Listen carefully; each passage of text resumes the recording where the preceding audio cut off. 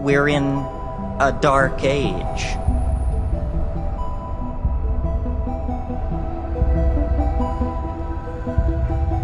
We've lost our compass. We don't know who we are. We don't know where we want to go.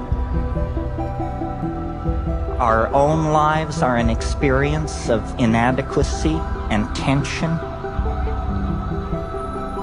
We are a world dying under anesthesia for lack of authentic connection with the living world out of which we came.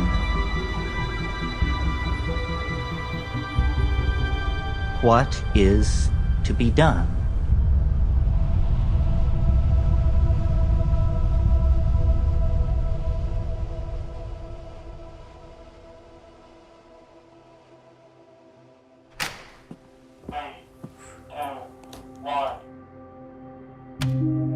My name is Brian Rose, and every day I speak with some of the greatest minds on the planet. Broadcasting messages of inspiration to the world. Convincing myself that I'm making a difference.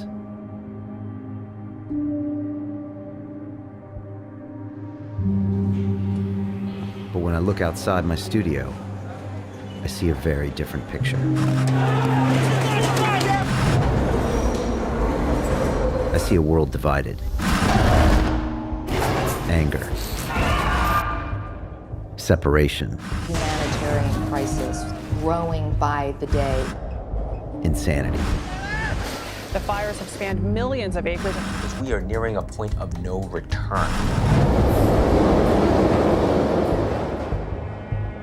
But it's not just outside. It's also inside me. Somehow in this age of ultra connectivity, I also feel separated. Something's missing, and I can't figure out what it is.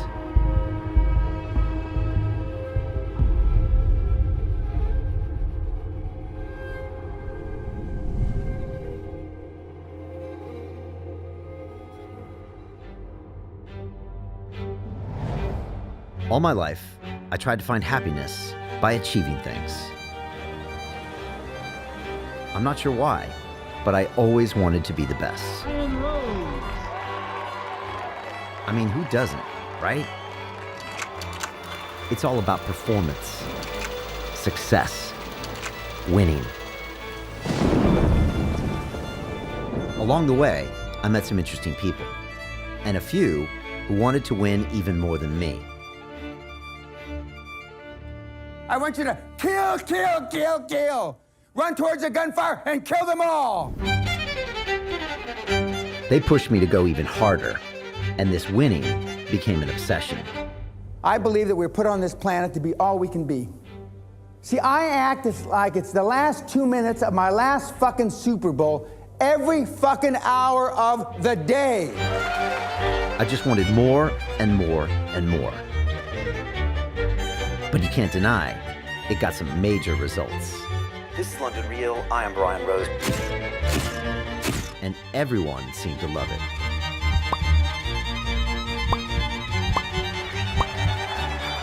Yet it also began to take over my life.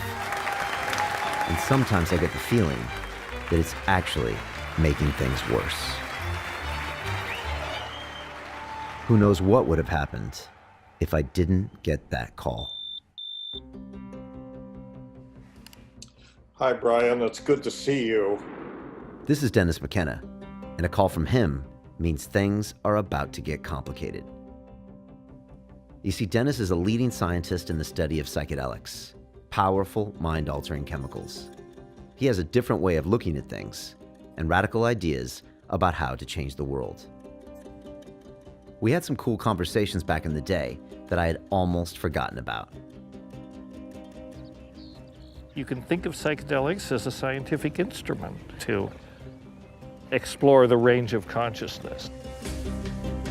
Psychedelics are dangerous, not because they're dangerous drugs, it's because they make you have dangerous ideas. Right. They make you doubt the program and the agenda of the uber class. This is a war on consciousness, and these plants are our bioweapons. Just ours don't kill people, ours force people to think. Right. I've been working with this new retreat center in Costa Rica called Salterra, and I'm going down there next week, and I was thinking this is a chance for us to reconnect and for you to re-experience ayahuasca. I know it's been a while.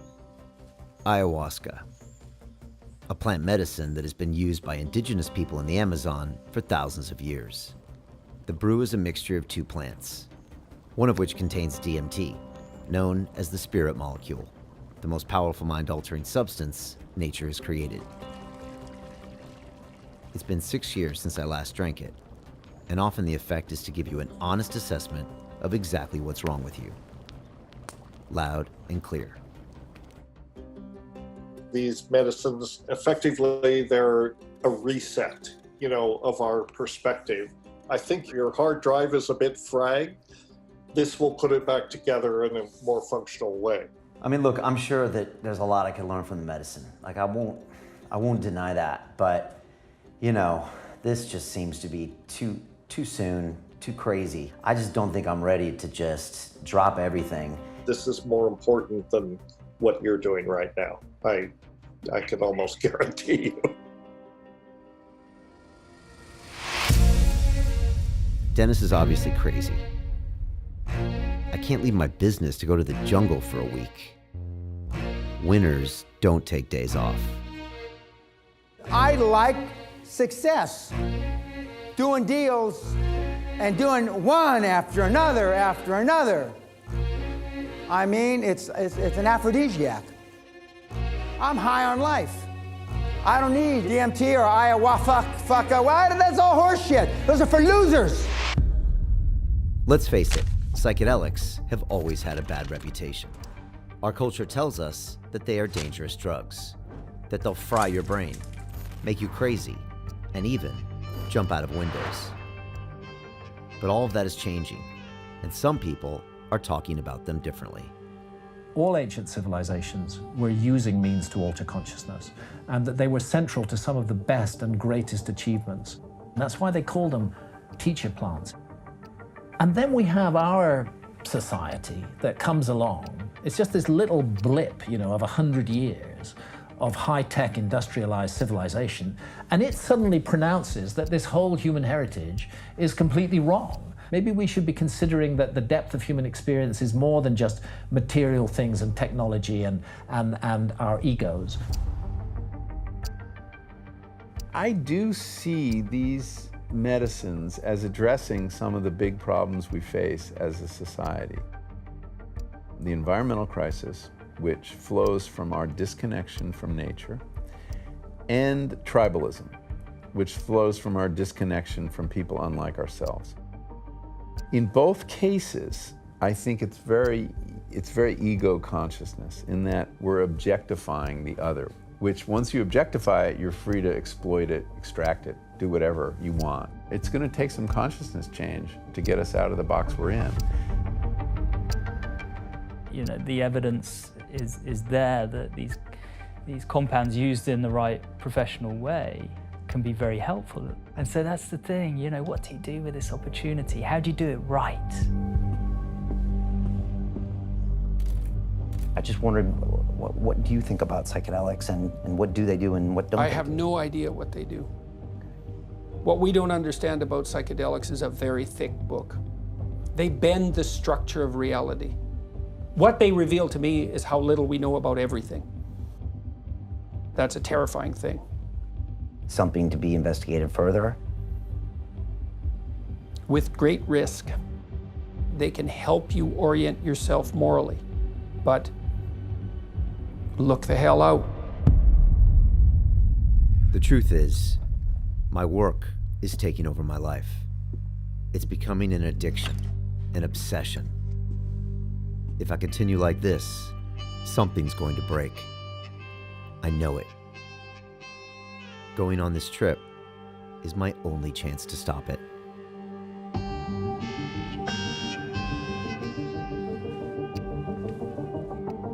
This movie is unlike anything we've ever done.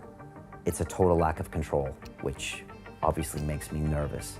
In 3 days' time, I am traveling to Costa Rica to participate in 3 ayahuasca ceremonies. And I think I've already forgotten how emotional and how emotionally draining this experience is gonna be.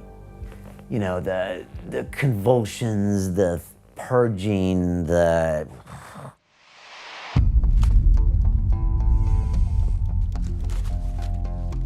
we literally are gonna see what Mother Ayahuasca wants to do with me, with the show, with the message out to the world.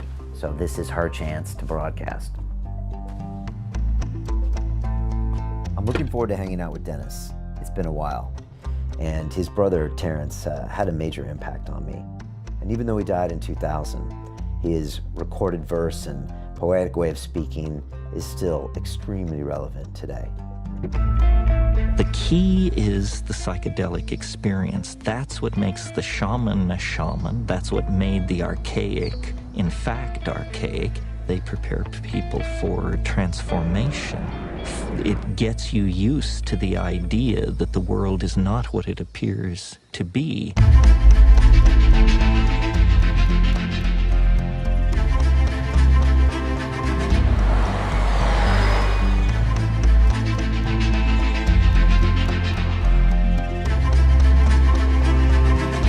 We're in San Jose, Costa Rica right now.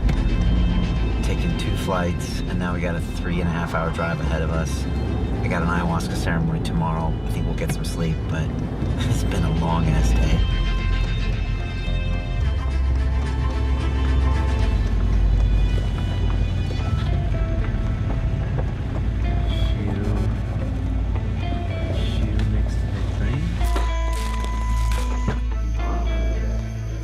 There's a scorpion in the house. There's fire ants that are attacking the scorpion. There's like moths flying everywhere. We're definitely in the jungle.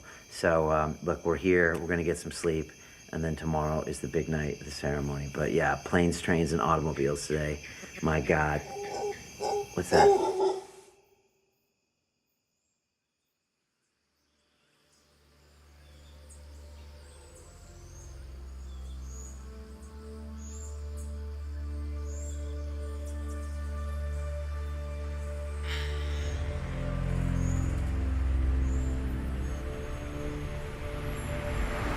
I was just thinking that in London, you're not surrounded by anything in nature, really. There's a few parks. So it's easy to forget about it and not think that it really matters as long as your Uber comes on time and your latte is ready and your organic eggs are cooked for you. But out here, it's pretty damn obvious that the plants are in charge.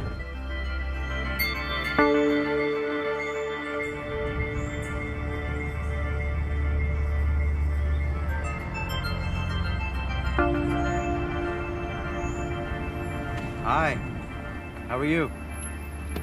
I guess we're in the right spot, right?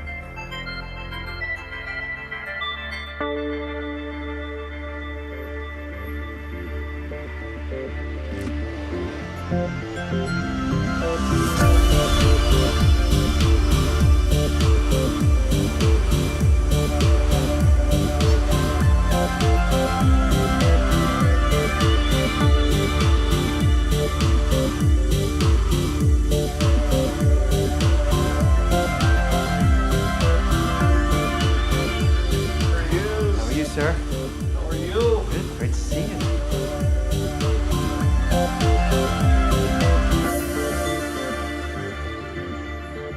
Dennis, thanks for having me here. Well, thank you for coming. It's great to see you here. I kind of never thought we'd be sitting here together. I mean, I'm feeling a bit of trepidation, as is probably normal. It's absolutely normal. If you don't have butterflies in your stomach, you're not paying attention. Right. Well, I'm paying attention. Yeah. And so what is your view on what's happening inside this psychedelic experience? Well, the first thing to get clear is I'm not here to tell you what's going to happen. I mean, what happens will be what happens between you and the medicine. That's always the way it is. A good shaman Their job is to set the setting, set the context, and step out of the way. Because the real teaching, the real teacher is the medicine. In the current language of neuroscience, what do these things actually do? They disrupt what they call the default mode network. Your ego is shut up, and you can open yourself up to all these other things that you never pay attention to. And then you realize, wow, I'm missing a lot. These are very important. In some ways more important than what your ego and your default mode network forces you to look at all the time. We say that you don't always get what you want with ayahuasca, but you always get what you need.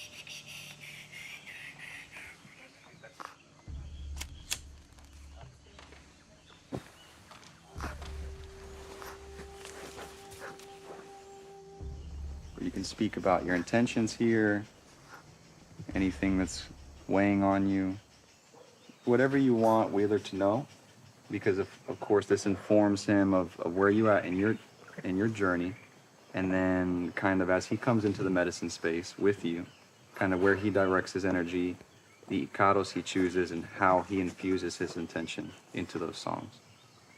So wherever you'd like to begin. Okay. Buenas noches. And thank you for having us. My name's Brian. I'm from London.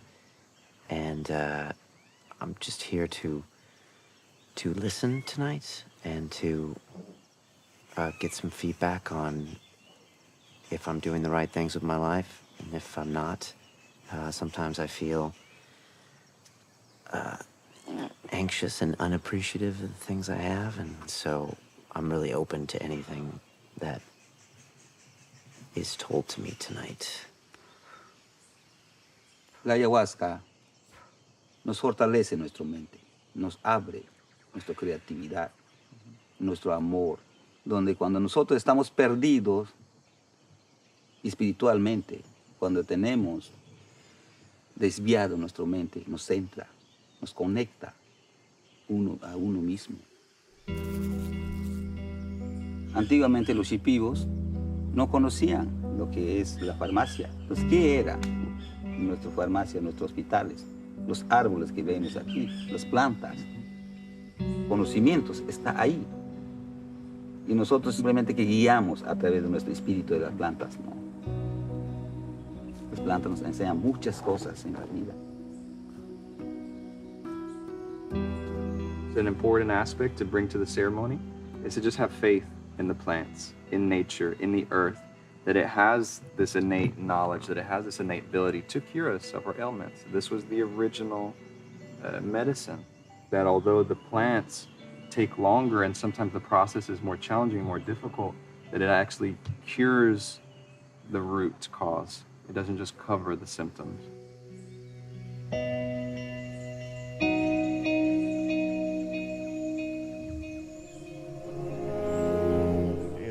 Ceremonies, we like to do 3 with a day in between each one for integration and discussion. The first one, just the ayahuasca is within you and it is opening you up, and it's just getting friendly with it.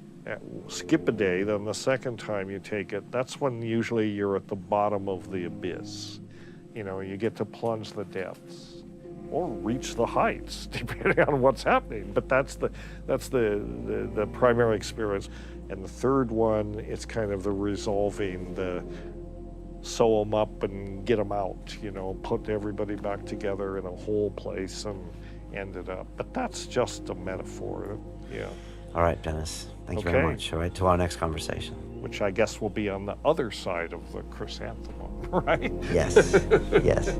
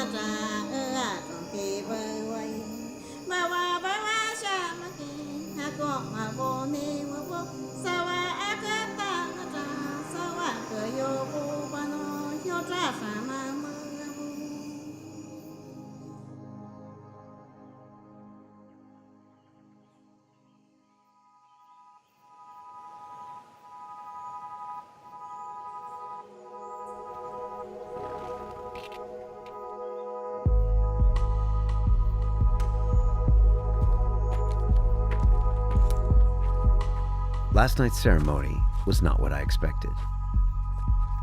There was no pain or dark visions. Instead, I was shown all the incredible people in my life and how lucky I am. The lesson was simple but important. Something that's easy to forget. be grateful. Honor what you have and those around you. I feel the medicine inside me, opening me up, unblocking me. Now it was time to share my experiences with the group in our first integration session. Today we just wanted to talk a little bit about some tools that we can use to reflect on our experiences and kind of help us move forward and start thinking about what things will be like when we go home. Integration means bringing things into the whole person. When you take these lessons in, it's kind of a process to make sure that it comes into yourself.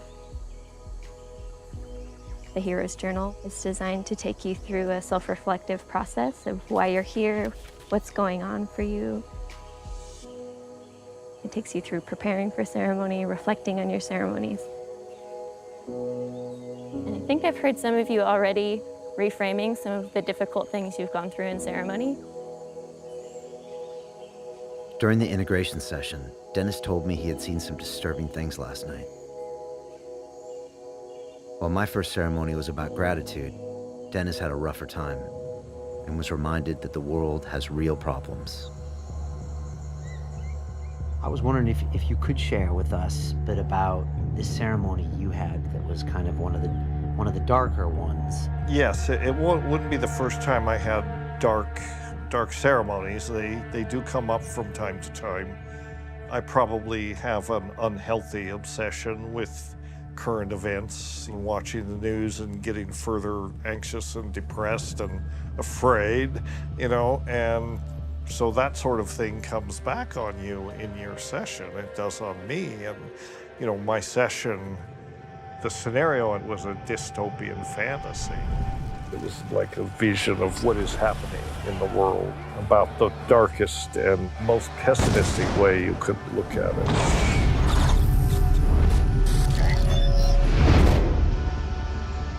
All of these things, which are basically the diseases of our culture, the diseases of individual are the diseases of the world. Our culture's soul is severely wounded. We are in a planetary crisis. Biologists used to say evolution is all about competition, survival of the fittest, nature red in tooth and claw.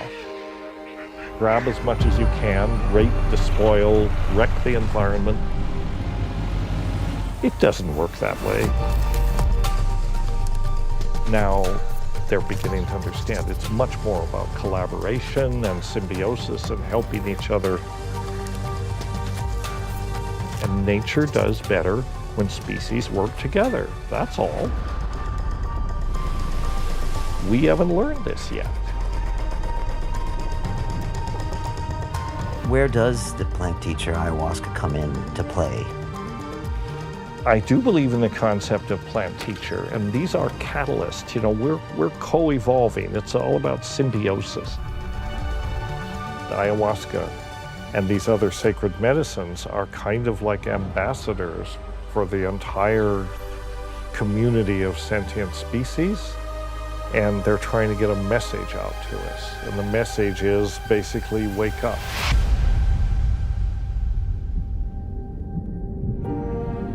These crazy monkeys are either going to save the show or they're going to completely kick everything to pieces.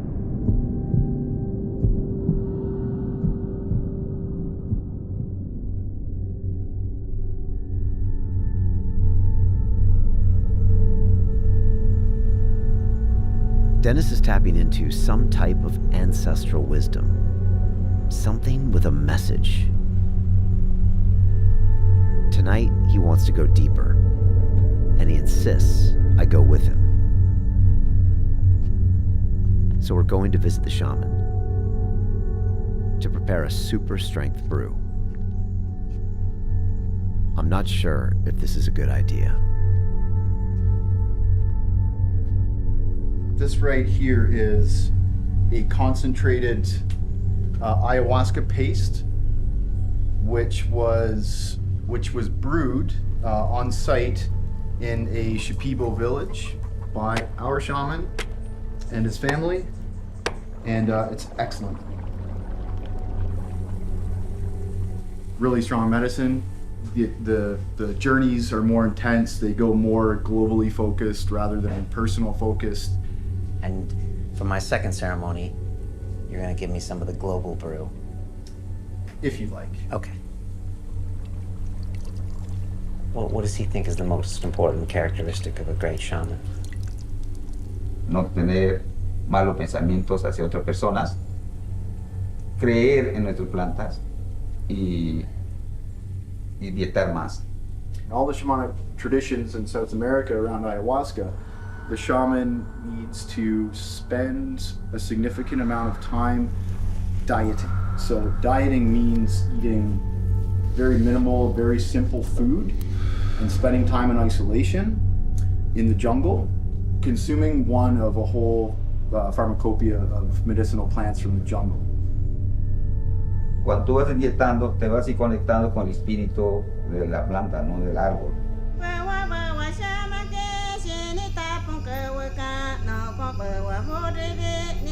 En tus sueños o cuando tomas ayahuasca, te sale. Tú escuchas o ves en tu visión que alguien puede presentar una mujer, un hombre, espíritu vestido con vestimentas típicas y te canta. Entonces, eso significa que los ícaros te están dando.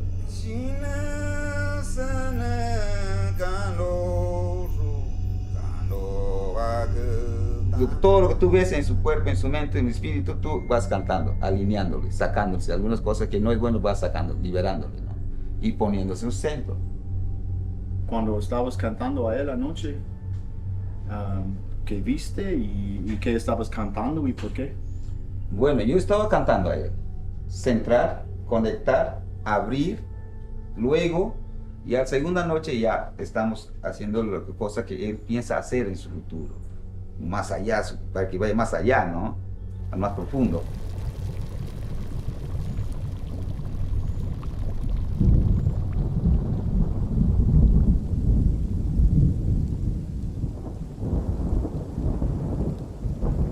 Cada planta tiene su espíritu, pero tú no le ves. Ese espíritu trabaja en ti. El ayahuasca te enseña pasado, presente y futuro, tres cosas. Eso es lo que te enseña la medicina. Lo que tú has pasado en tu niñez, te vas a ver cómo has sido, qué es lo que has pasado, qué es lo que has hecho, o qué es lo que te ha hecho a ti. Te hace ver.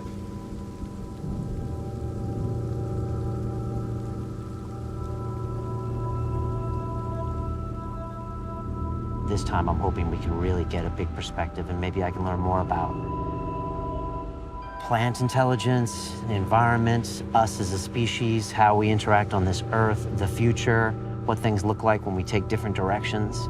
So I really need some bigger answers and bigger questions. I'm in the hands of Mother Ayahuasca, and I got Dennis McKenna on my right-hand side, the shaman on my left, so I'm in good hands. But, I mean, let's be honest, once I'm in there, I'm all alone, and I'm gonna have to just be ready for everything it brings, so.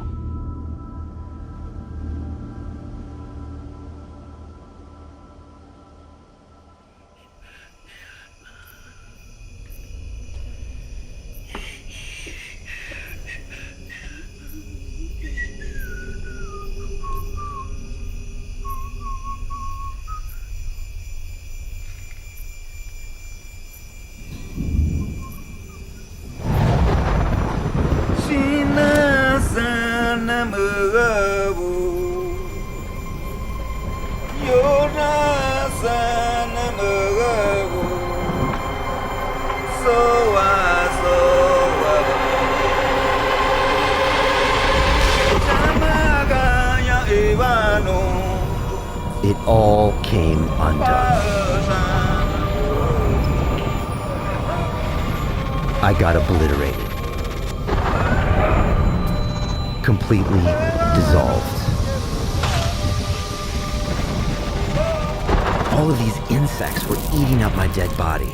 just ripping me apart, sending me back to nature, to this giant living organism, connected to all.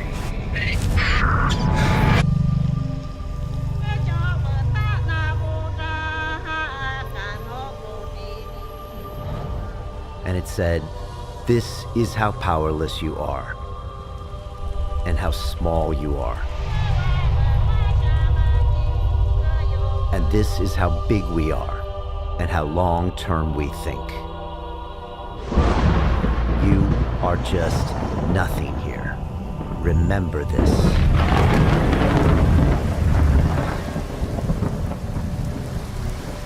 And then, I don't know why, I got shown all this pain in the world. And I was made to feel it.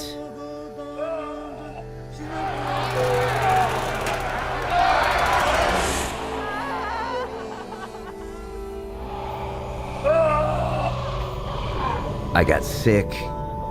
I felt nauseous. It was horrible.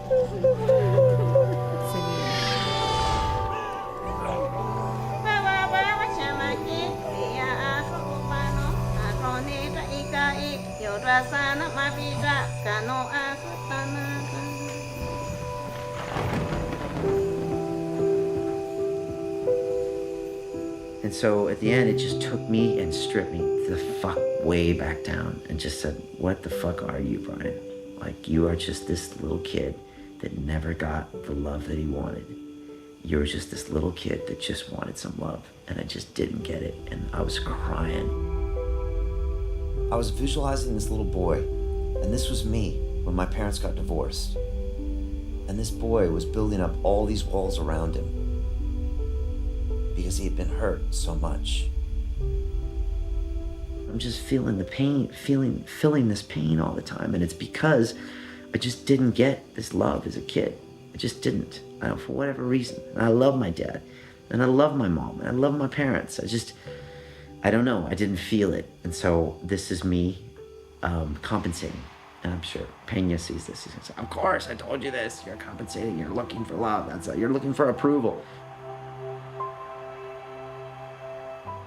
And then just my brain was just all this information, and it just started hitting me with these big lessons.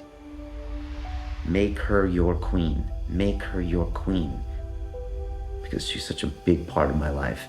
And she kept coming up, kept coming up. And I was like, I know this. Gabby as well. So Gabrielle, but like the last couple of years, she's become a teenager, and I'm just not in touch with her, and it's just totally my fault and my lack of ownership.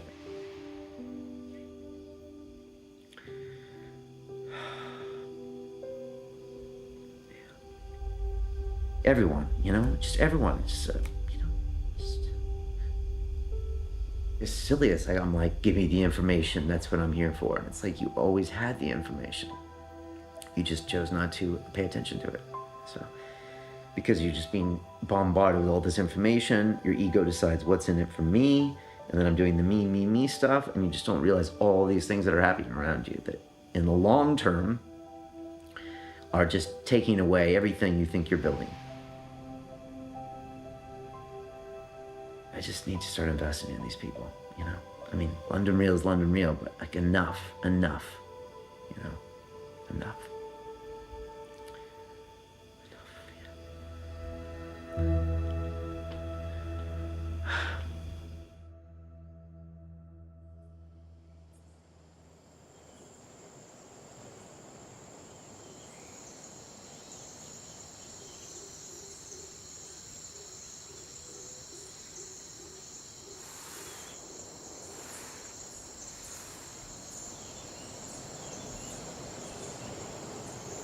So we had our second ceremony last night. Mm-hmm.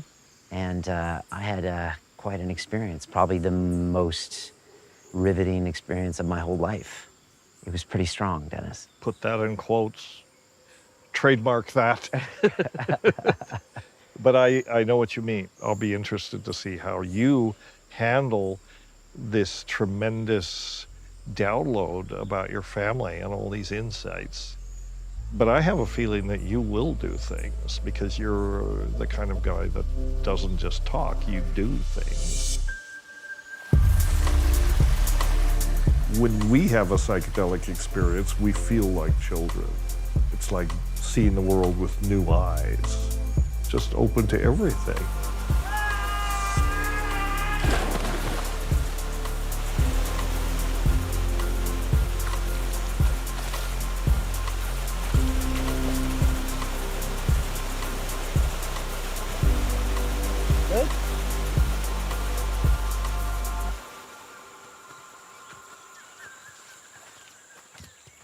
I keep reflecting on last night's ceremony.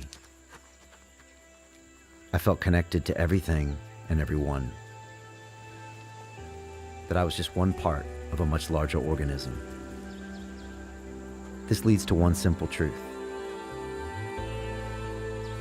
What we do to others, we ultimately do to ourselves. Humans cannot be healthy in a world that's dying. The archaic mind understood that nature is conscious. Nature is alive. Nature is an organism full of intent.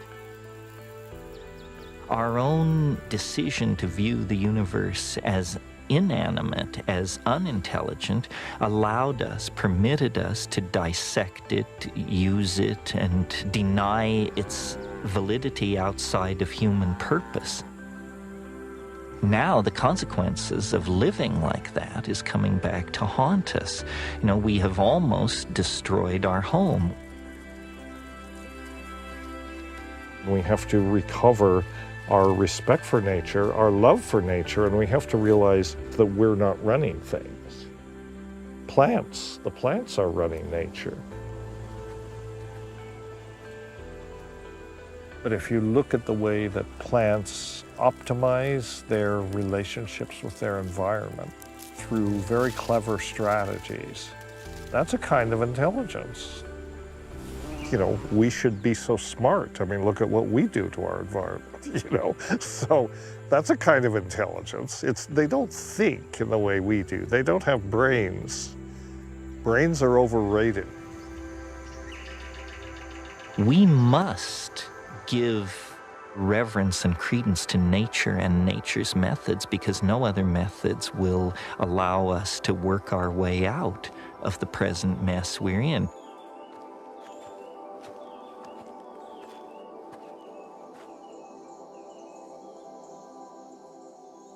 I took the full dose of the rocket fuel last night, figuring I was going to go spinning off into other dimensions.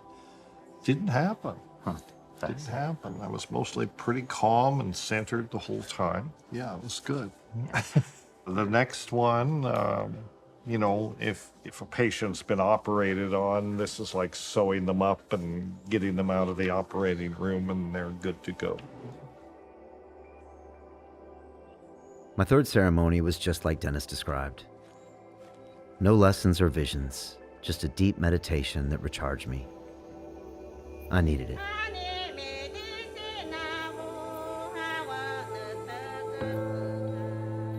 Now it was time to leave. The truth is that I got used to the jungle.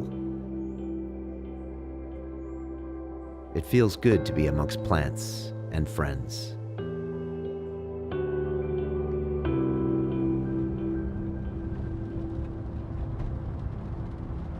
But Dennis wanted to show me one last thing. A cloud forest. A perfect example of balance and symbiosis. We're in a race. All the forces of destruction and chaos and dystopian futures. And then on the other side of the coin, brilliant people coming up with good ideas that would really work and that are working. Who wins? I don't know. We're the David against the Goliath. It is indeed.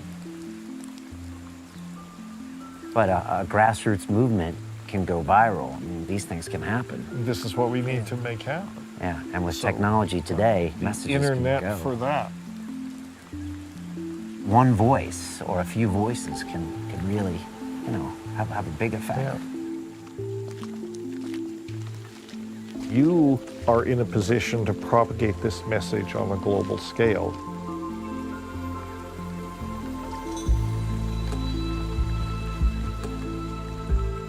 The entire destiny of all life on the planet is tied up in this. We are not acting for ourselves.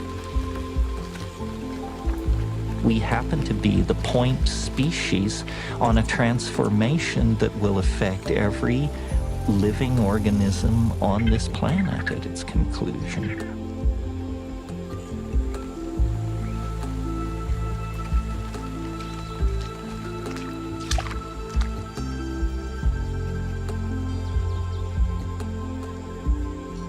The archaic holds answers, but it only holds answers if we are willing to think of the universe as a living, intelligent entity with which we are in partnership, not set against, but that in fact we are a part of an unfolding reality that is larger than human understanding. Imagine larger than human understanding.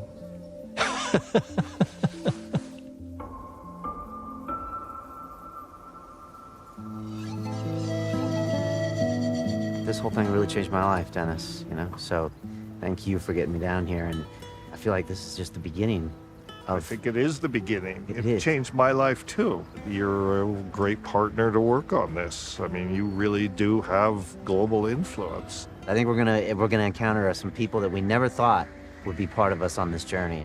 Gird your loins, keep your powder dry. Let's do it.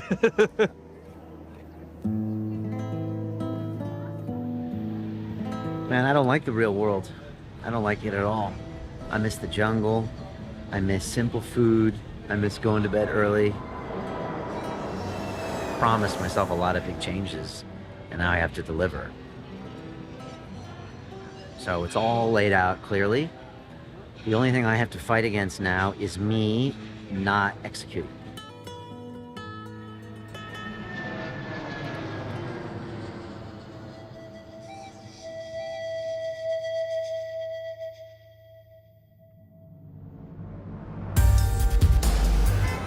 London. Welcome to the machine.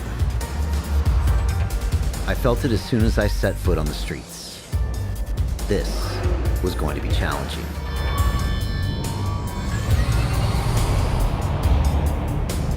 It's easy to understand cooperation and symbiosis in nature, but not in this concrete jungle, where competition is on every corner, where everything screams of separation. Coming back to my studio felt very strange, like I had changed, but everyone here was still the same. Morning, everybody. We're back. Got a lot of really powerful lessons about my life and about this place. First of all, just the people here are a huge resource, and I want to make sure I spend a lot of time with each one of you and listen to you for your ideas and make sure that your ideas are a big thing of this part of this going forward. And the last thing is I want to have more fun around here.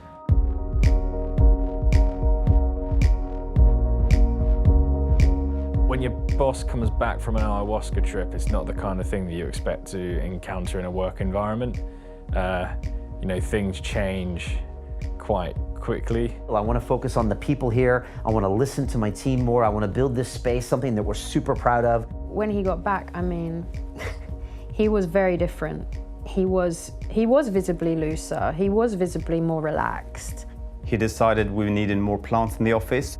Listen to the plants and make sure that we don't destroy them, because they're a huge part of why we're here and maybe even more important than us sometimes. And as egoic animals, sometimes we think we're just better than any animal and any plant, when in fact they have really some fascinating intelligence and they think longer term than we do. He wore some rather interesting shirts for interviews. I'm actually off for 2 weeks with the family to the south of France. My mom's having her 75th birthday and all the kids are getting together, so it should be a lot of fun. I came back to London with grand visions of everything I needed to change in my life. And I started sharing that with people. It's funny, I had an ayahuasca ceremony in Costa Rica. Look, I went down there, I've only been back 3 days. I'm still integrating. I get told that I'm connected to everyone around me. You talked about in the beginning, which is we are all one. And so I took a full dose of the condensed stuff, which was probably a double dose, my second ceremony, I saw a lot of powerful imagery and feelings about this idea of dissolving the ego or beyond the ego. I got absolutely dissolved and having these individual conversations saying, this is the way it's gonna be. Every molecule in my body was just pushed back into nature, and it was shown to me that I'm just a small speck of nothingness in the billion years of life. I would kind of fight back and say, no, we are this human race and we are of feelings, and we must at least try to survive. It's a little too much for some people to handle all of that stuff. I went down to Costa Rica and drank some ayahuasca, plant medicine. Oh, yeah? Yeah. You want to come do that with me sometime? No, I would never do that. They must look at me like a bit of a madman. And allowed me to think about all the possibilities, to open my brain up to all of these ideas and, truths about the world. And it's an amazing space, where it does that, pharmaceutically, or whatever it is.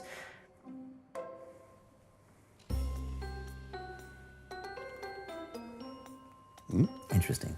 The ayahuasca experience is pretty traumatizing, but it must be even more traumatizing for the person that hasn't had the experience.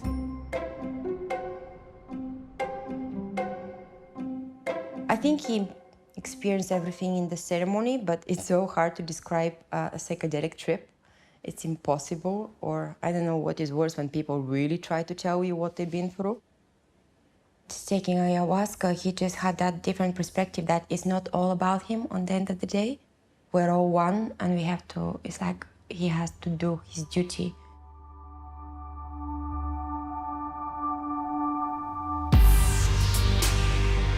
My trip to Costa Rica changed everything.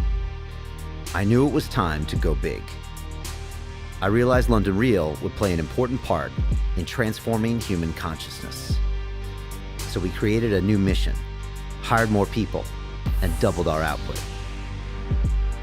London Real has a new purpose: to create a mass-scale transformation of humanity into a fully empowered, conscious, and cooperative species. Ladies and gentlemen,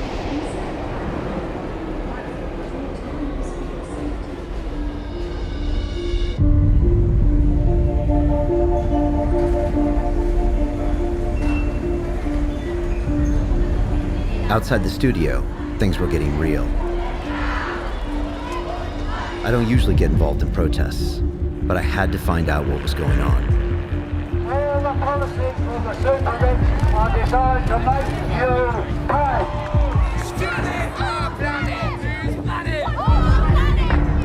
There were a lot of people.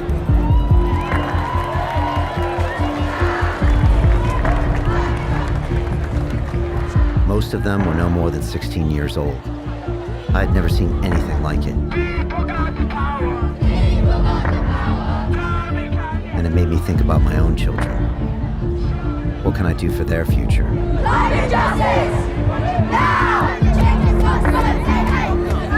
But taking part in this conversation is like jumping into a firestorm. It's a hoax. It's a hoax. How dare you? An information war that is separating us from each other even more. Global warming is the greatest fraud that's been perpetrated on mankind this century. In the cosmos of time, of the 13.8 billion years that we've been on this miserable planet, it's not a fart in the wind. And I'm jealous of the Vice President, Gore. I am jealous he came up with a scam before I did. Dan, you got the money. I've got children. I've got 21, 23-year-old children. And what's their future with you people with money? Now you're full of shit. Sit down. I'm gonna answer you. I'm gonna answer you. Shut up and sit down.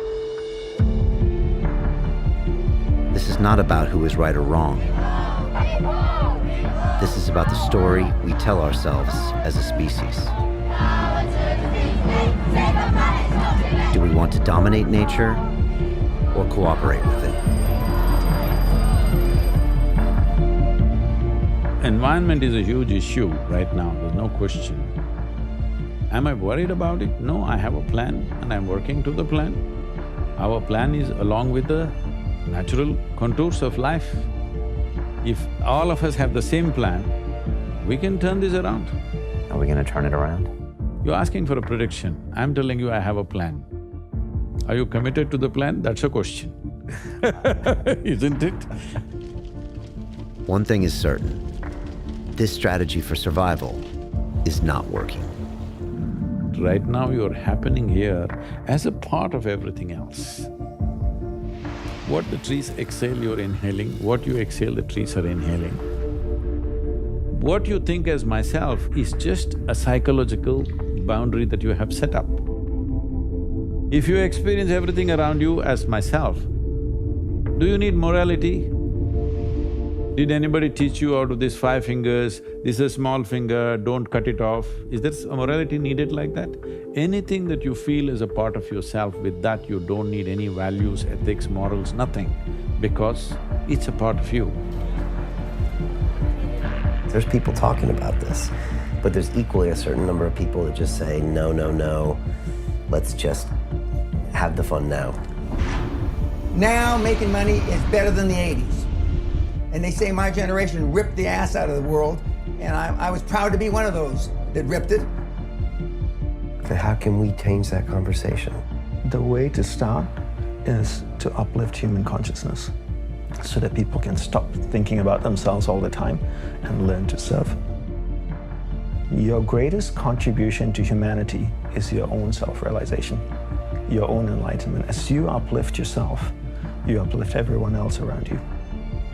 And for me to be the better version of myself, I need to be concentrated long enough so that I can turn my gaze inward, look at myself and go, where are my flaws? My flaws. Unfortunately, the harder I worked on London Real, the less time I had to work on myself. So I've been thinking, I want to host an event that brings everyone together. I'm talking about London Reelers from all around the world. And I also want to get former guests from all different kinds of point of view. I'm talking about people like Dan Pena and Dan DePani, Marissa Peer, Mantak Chia, and I want to put them all in one room. Only London Reel can do this, and I want to go big. As the months went by, our new mission took over everything. The lessons from the ayahuasca were fading, and I was falling back into old patterns. So I decided to ask for help. Hey Sean, thanks for getting on the call with me today. I really appreciate it. You know, I've been struggling a bit with this whole process of integration. I'm not manifesting everything that I saw. I don't know what to do. Everyone around me thinks I'm a bit crazy. Absolutely, and this is a really common experience. At Soltara, we recommend that people be really careful about how they choose to share their experiences and who they choose to share them with. One of the maestros once said sometimes he doesn't even tell his own wife, because as far as he's concerned, it's between him and the medicine. And so it's that level of sacredness that we really want to encourage people to bring to the medicine. I saw these visions of what I should be and what I was supposed to become. I see that I need to spend more time with my children and, you know, listen to every member on my team and act like some benevolent God. I wrote everything down in the hero's journal, and then I come back to the real world where I have to live, and I can't implement all that stuff practically. It's just not practical. And I guess I saw an idealized version of myself that I can't be right now. And that's frustrating for me. Frustration is an emotion, and oftentimes that's where things head. Is like, how do we address this emotion inside ourselves? And that's why this kind of know thyself, this internal work, becomes such an essential part of that. When we're just trying to push the change to happen, then that's when we get the most resistance. But the reality is, the great accomplishments require hard work and sacrifice.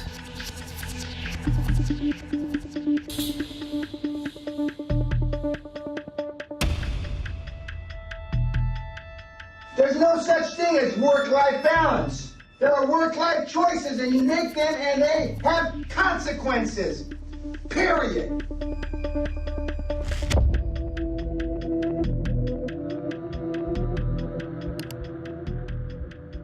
You're a cunt, Brian, not me. Explain. You're weak. And you're showing me And you want these people to like you.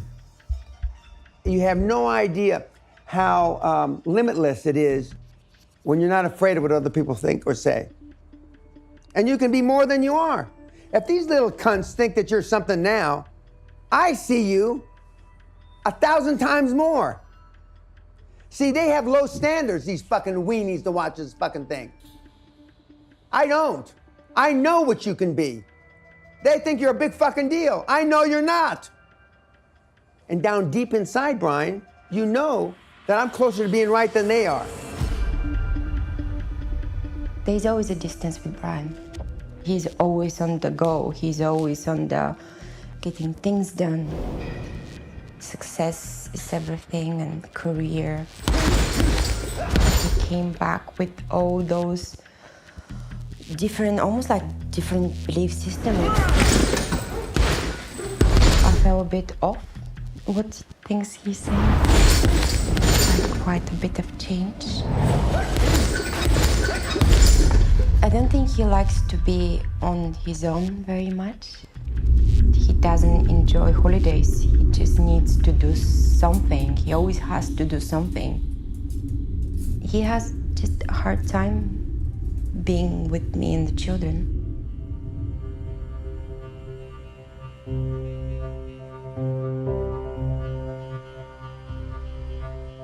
In August, I had 2 weeks off, and I'll be honest, 4 days later, I left and flew back to London alone because I couldn't be the holiday dad. He just couldn't stay with us. So I stayed in Bordeaux with the three kids. It was Damon's birthday, first birthday, and he missed it. I definitely struggle with this problem. And what was on your mind when you were in Bordeaux? I don't know, restlessness, but I just couldn't get this uneasy feeling of things I needed to do. But yeah, this is a big question for me. And even though I know it's part of my character, changing it's another story. Well, this is the challenge. Your core issue has always been a sense of adequacy or inadequacy. Am I enough? That am I enough is a question that comes out of trauma. The work is so seductive precisely because it's so appreciated by the world. If I think I'm not enough, then I want more and more validation for the world that I'm enough. So there's something addictive about that. I mean, if you could do this, spend double the amount, the world would love you even more. Your kids would miss you, and your wife would hate you, but the world would think what a great, even greater guy Brian Rose is. This is where the hunger comes from. You can never get enough. Because by doing, you're never satisfied when your hunger is about being. I'm not sure that you want to stay that way for the rest of your life, because you got these 2 young kids, and what's the message to them? And that is restless around them. That it's their fault. Yeah. That's somehow they're not adequate, which happens to be your particular life story. So I'm persisting this throughout the generations. So that this is how we pass it on. And when you're restless and unhappy around your kids, they get a message that it's about them. Because children interpret the world in those narcissistic ways, that whatever happens is because of me. So this is a highly traumatized society. But I'm saying this is the world that we're living in, so this is the world in which there's even more need for self-examination, for painful inquiry. So in a sense, the worse it gets, the more it induces people to ask the right questions.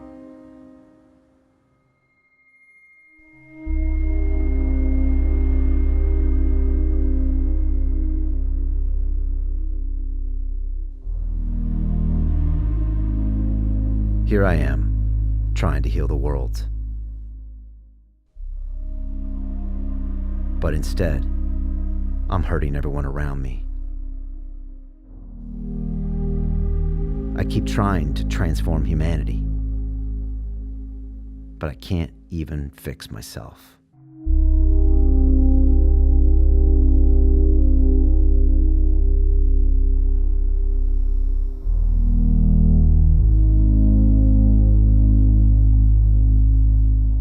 When I'm not in the ceremony, I go back to default mode as well.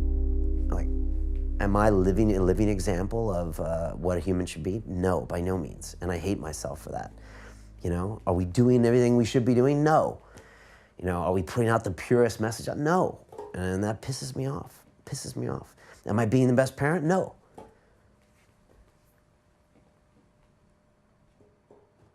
Look, we are not going to save the world. The world needs to be saved by every person in this world. That's why this film cannot finish in a happy ending. It's like, what are we going to do? Are we going to save 7 million of people? They need to save themselves. Yeah, I know, but still, I mean, Jesus fucking Christ, you like think I could be a better example, you know? It's very frustrating.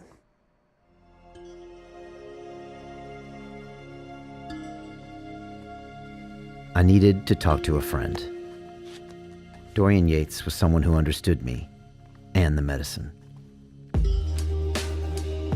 He was our first guest to talk about how psychedelics helped him transform his life after an injury ended his career as the 6-time Mr. Olympia, the greatest body in the world. Dorian is on a journey of healing and self-discovery, and always learning and reinventing himself.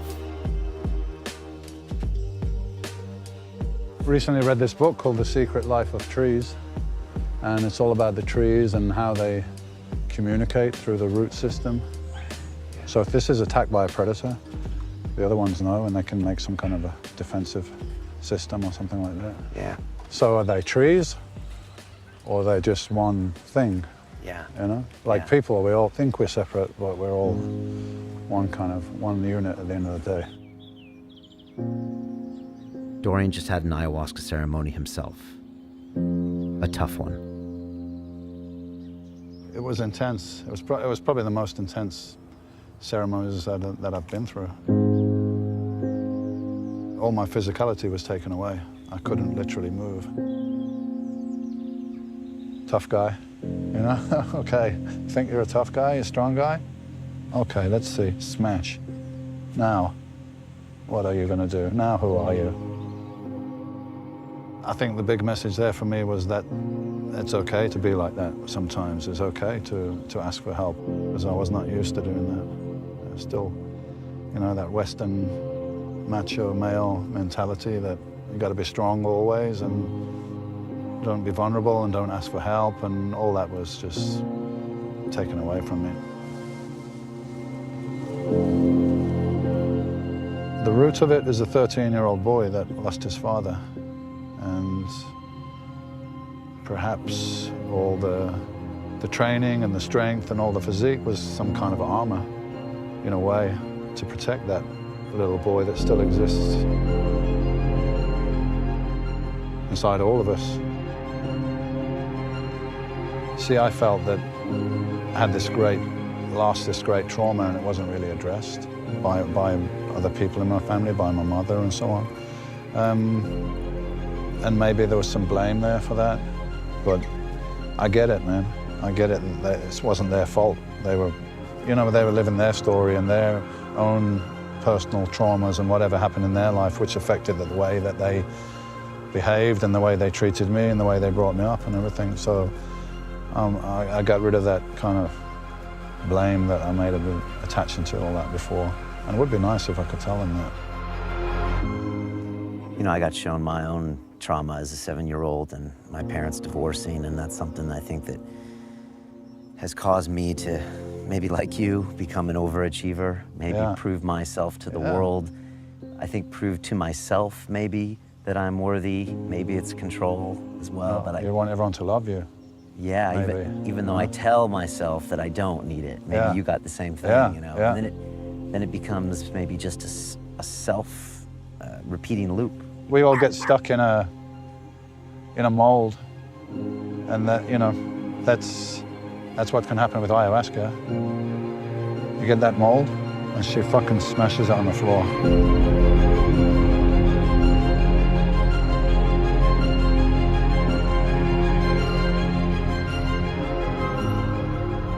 The integration process of trying to now become that vision I've seen of myself is hard, and I think most people don't understand that. The ayahuasca is not like you're done. Matter of fact, it can be even harder when you come back because you see who you could be, and then you're not, and then the rest of the world is happy where you are, and you have to kind of push through that. Well, sometimes when you go on a spiritual journey, I mean, I've said to myself sometimes, I'm like, this is great, but wasn't ignorance bliss? You know? It probably wasn't, but I mean, anyway, you can't go back.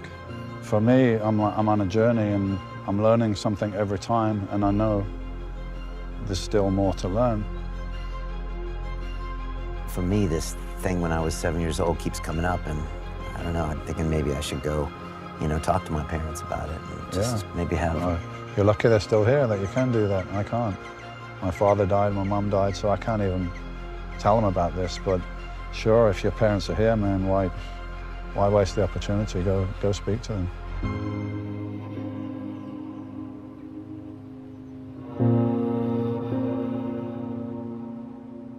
So I emailed my dad and said, hey Pops, would you be up for a short visit from me and maybe even a short interview while I'm there?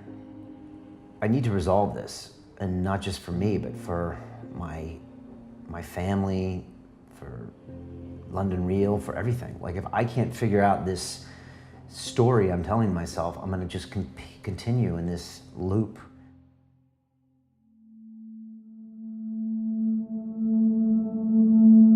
My guest today is Dr. Joe Dispenza. You specialize in teaching people to rewire their brains and recondition their bodies to make lasting changes.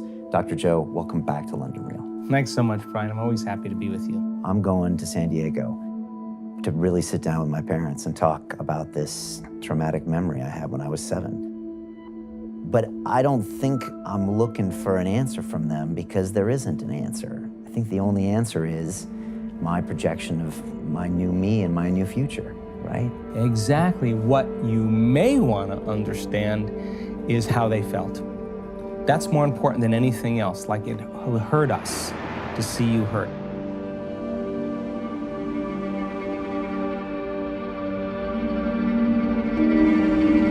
La variación de ayahuasca se da cuenta de dónde está la raíz del problema. Pues ahí se trabaja. Hey, keep it moving, huh? No loitering here. All right, you don't look like you belong in this neighborhood. Give me a hug. All right, good to see you. Once you understand their struggle, you'll understand your struggle. You were a 7-year-old boy that you thought it had something to do with you, or you thought it was something wrong. What was I like as a kid? You would kind of bang things on the walls, and, you know, you wouldn't just cooperate at all. Do you think I was angry because of the divorce? Possibly. I mean, divorces always hurt kids, but I really wanted to minimize it. For me, you know, when I do these plant medicine ceremonies and these ayahuasca ceremonies, like, most times it goes back to that moment when I was 7, and you told us about the divorce, and I think for some reason with my personality, I was just like, I just built these walls all up around me at that time, and that was just like, so it was like, I think I just built these walls up. Then I think I realized I was just trying to keep people out of my life so they wouldn't hurt me. Yeah. So, right. So I think that's what that was. Yeah. Yeah, especially anybody that could hurt me. Yeah. So I think that's what. Yeah. Give you a hug right now.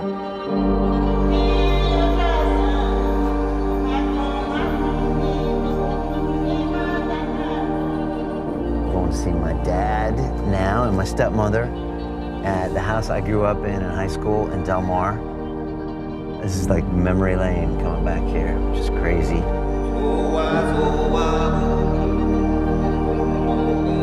When does the story end? If not now, when?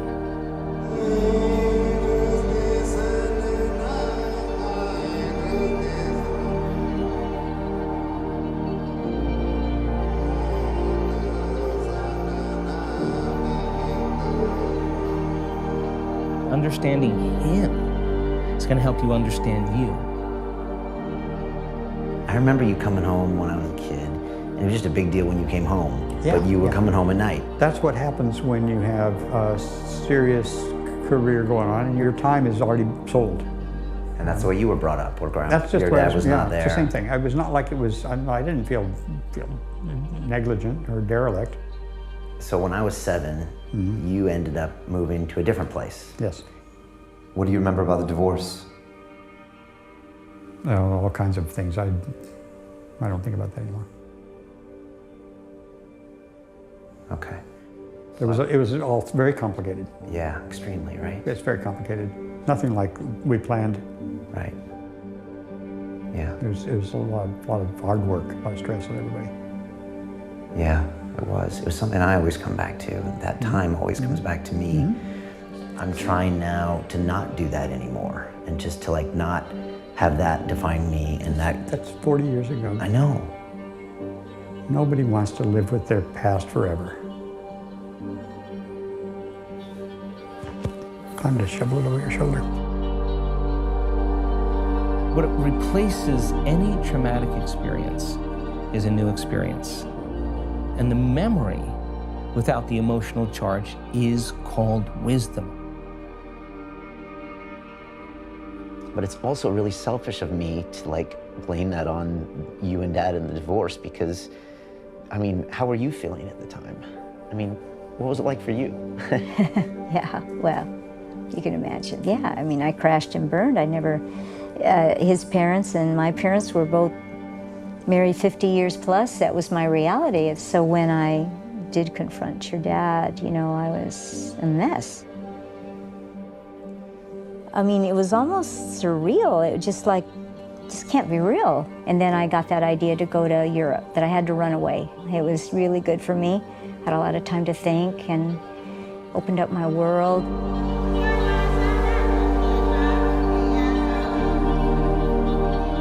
You no longer say, I am this way because of that event. You say, boy, that was one of my greatest teachers. And now you're no longer looking back to your past, you're looking forward to your future.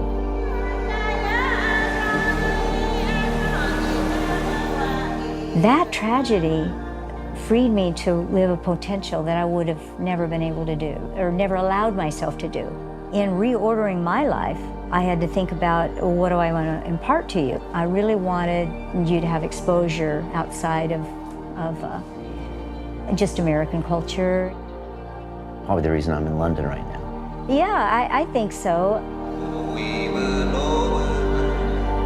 They brought you into this world, dude. And that's what you'd be thanking them for.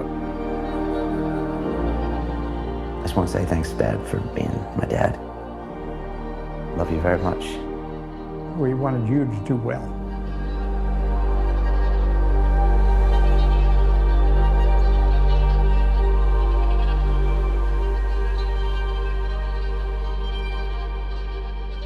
What if the worst thing that happened to you becomes the best thing that happened to you?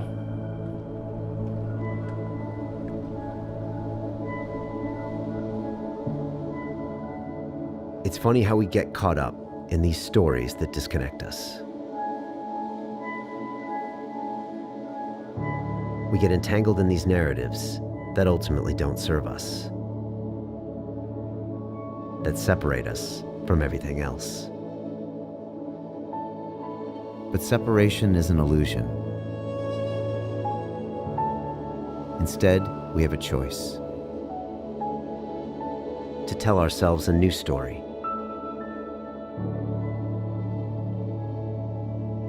Yes, change is usually uncomfortable and oftentimes scary. But isn't that why we are here? To fail, to learn, and come back stronger? To find a way to heal our wounds. not just for ourselves, but for everyone around us.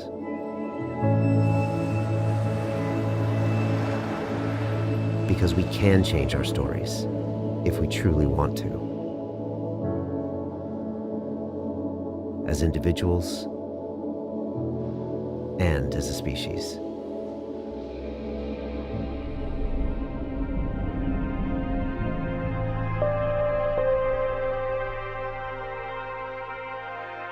There was one last thing I had to do. Speak to my mentor about all of my experiences.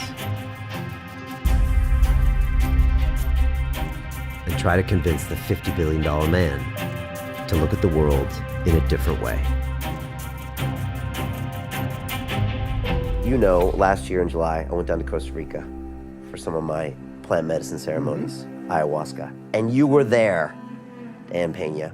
And I need to tell you what I saw. I mean, this is serious. And first of all, I pretty much just get obliterated as a person. And Mother Earth or Gaia, whoever it is, pretty much just dissolves me and says, all you humans are just nothing. In the grand scheme of time, you are really nothing more than a fart in the wind. And it was a painful thing to hear. It was brutal because I couldn't run away from it. I couldn't check my Facebook feed. I couldn't call my mommy, right? And on the same note, I came back with a counter argument and said, okay, yeah, but right now we're here and we're humans. And I started seeing human archetypes that are helping us survive. And I saw you in a big way, just like your head was right there, pushing us to be the best version of ourselves or die. And it was just really powerful for me. So I just want to, I kind of want to honor you for everything you do, because that's a big deal, and what you do is a big deal. You're trying to course correct a human species that's going the wrong way. Correct. That could kill itself. Correct. Okay. You already think we're fucked. Yes. We're dead. We're all dead. In the next... We're dead. You know, maybe 200 years, 400 years, 300 years. We're finished. No matter what. No matter what. But if it's like I dreamt 5 or 6 months ago, a QLA mentee, probably a reeler, came up with a cure for everything. From cancer to impotence to fucking everything. He gave it away. He fucking gave it away. I dreamt it just as clear as I'm watching you right now. You menteed someone who saved the world. Yeah. And then love worked. That's very amazing. That's heavy, and that is the true act of love. Dan Pena just said on record that maybe love worked in the end. At the end. Dan, why wouldn't you drink ayahuasca with me?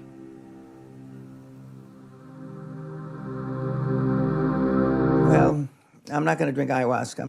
Imagine if you were empowered with that. I mean, it could be a force to be reckoned with. I'd probably float. Will you before you die? Well, I'm going to do heroin before I die. Ah.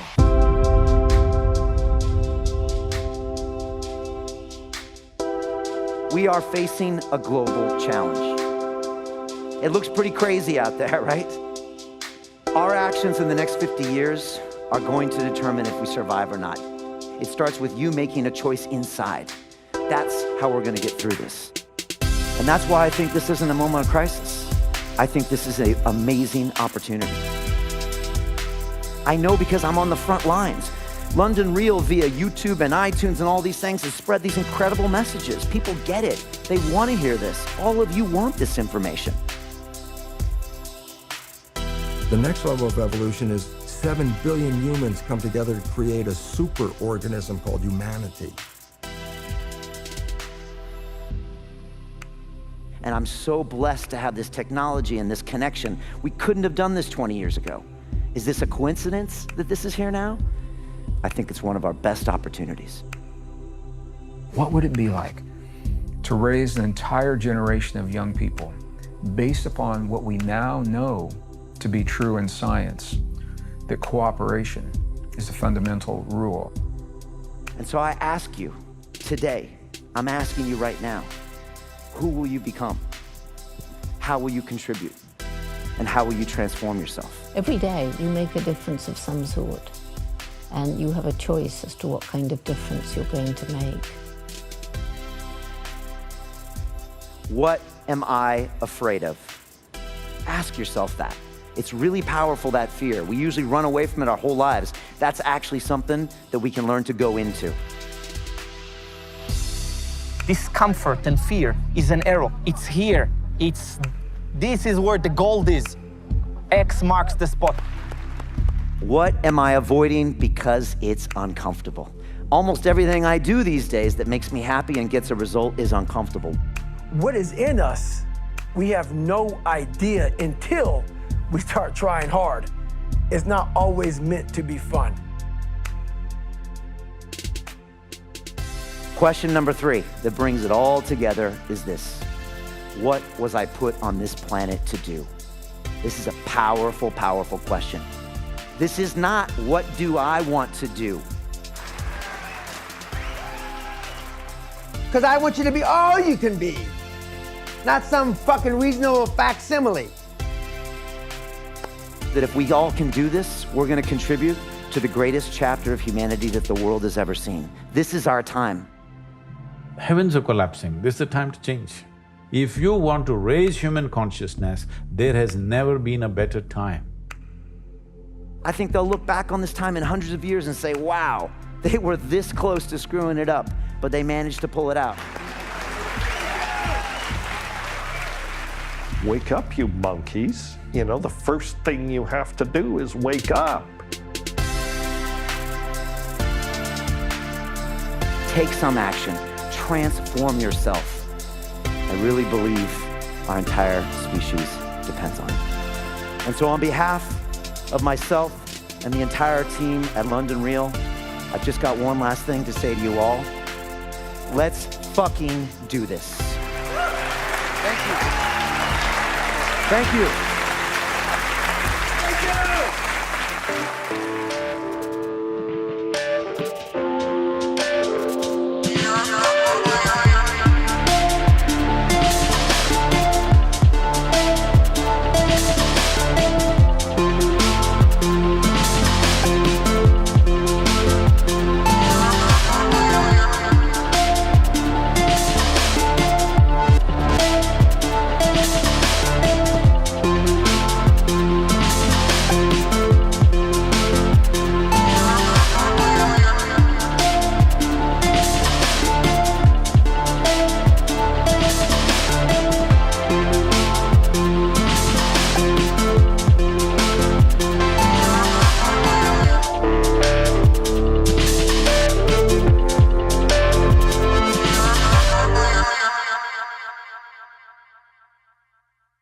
Hi, it's Brian Rose from London Real. You probably know that we've just recently been re-platformed on YouTube after 25 months completely in the dark. The truth is, I really need your help. What I really need you to do is click on that subscribe button right now, like this video, and maybe even leave a comment or share the link with friends.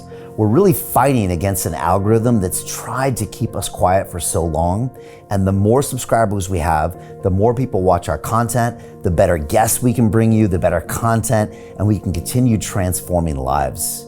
We've been doing this for 14 years now. I want to do this for another 14 years, but I really need your help. So click on that subscribe button, like the video, leave a comment, share this, and we're going to continue to bring you more and more great content. Thank you. Most people will never see this opportunity. Dubai luxury transformation projects have historically delivered 40 to 90% annual returns. That is incredible. These were once reserved only for insiders with access. I spent 15 years on Wall Street and I learned this. The biggest returns always go to the people who get the call first. Now, you finally can. We've just received a brand new project with major upside potential. Allocations move fast. Click the link, apply now, and speak to my team. This is your chance to see what others never will.